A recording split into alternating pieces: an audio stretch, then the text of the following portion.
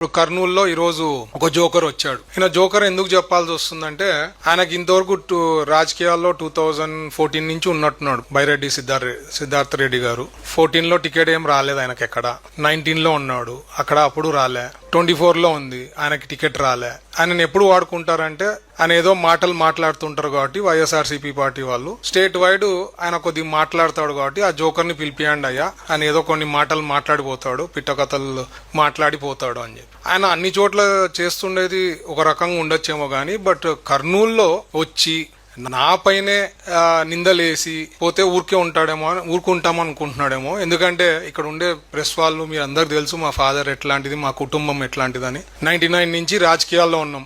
ఏ రోజు కూడా opposition party వాళ్ళు ఈవెన్ ఎలక్షన్స్ ముందు కూడా ఎప్పుడూ కూడా కమెంట్ చేయలేదు ఇట్లా మీరు డబ్బులు తిన్నారు, ఒక కంపెనీ నుంచి తిన్నారు, లేకపోతే డబ్బులు కొట్టేసినారు అని ఒక్కలన్నా ఇంతవరకు అపోజిషన్ లో ఉండే వాళ్ళు కూడా ఎలక్షన్ల ముందు కూడా ఎవరు చెప్పిన వాళ్ళు లేరని. ఎందుకంటే అది జోక్ తరా ఉంటుంది ఆయన. సో ఈ రోజు ఈయన ప్రూవ్ అయిపోయాడు అనమాట జోకర్ అని. ఎందుకంటే నోటికి వచ్చింది మాట్లాడినాడు. ఇప్పుడు what is going to happen, I'll be taking it to the courts.